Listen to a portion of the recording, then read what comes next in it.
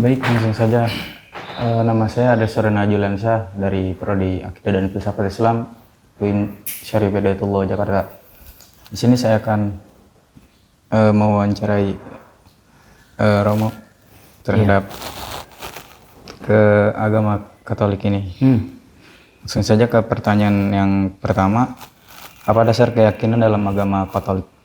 Dasar keyakinan kami pertama-tama dari kitab suci, dan kami mengimani Yesus Kristus sebagai Tuhan dan Juru Selamat. Dasar iman kami selain kitab suci, tradisi dan juga magisterium. Itulah yang menjadi dasar iman kami sebagai orang Katolik. Oke, lanjut ke pertanyaan yang kedua.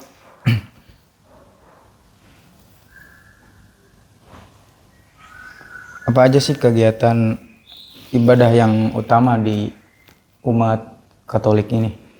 Ibadah yang utama itu kami ada perayaan Ekaristi atau Misa Kudus. Lalu yang kedua juga ada ibadat dan juga ada devosi. Yang membedakan kalau devosi itu kami berdoa yang boleh dikatakan tidak ada aturan yang secara resmi atau baku. Orang bisa berdoa kapan saja, sementara ada yang liturgi resmi itu yang seperti perayaan Ekaristi, dan juga ada doa Rosario, dan juga ada doa devosi kepada Santo Santa. Itu adalah orang-orang yang dikuduskan di dalam gereja Katolik. Ke pertanyaan yang ketiga, bagaimana sikap umat Kristen Katolik ini terhadap toleransi yang ada di negara Indonesia ini? Ya, kalau kami umat Katolik ini kami diajarkan untuk menebarkan semangat cinta kasih dan mengampuni kepada sesama. Maka kami gereja Katolik ini tidak mengalami kesulitan untuk menjalankan dan hidup bertoleransi.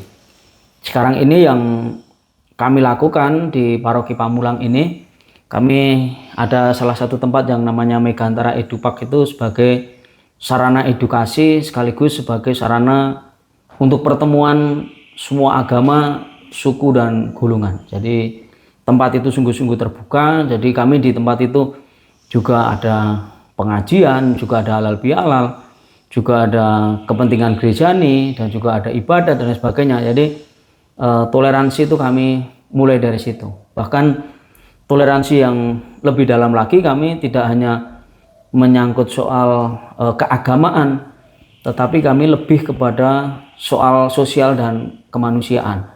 Kami sudah merambah sampai ke sana, dan kami sebagai gereja juga tidak peduli hanya umat Katolik, tetapi umat yang non Katolik pun kami bantu, dan kami bantu tidak ada istilah embel-embel kristenisasi, tidak ada sama sekali. Kami membantu ya murni. Seperti juga beberapa mahasiswa yang kami bantu bukan hanya umat Katolik, bahkan orang-orang Muslim juga kami bantu biaya sekolahnya. Mengapa kami membantu di sana? Karena investasi terpenting itu adalah investasi sumber daya manusia. Jadi bagaimana semua agama itu kalau di dalamnya itu ada banyak orang yang terpelajar, banyak orang yang memiliki pemikiran yang luas dan tak terbatas, maka kehidupan ini akan menjadi indah. Karena di dalam semua agama diisi oleh orang-orang yang cerdas, orang-orang yang bijaksana.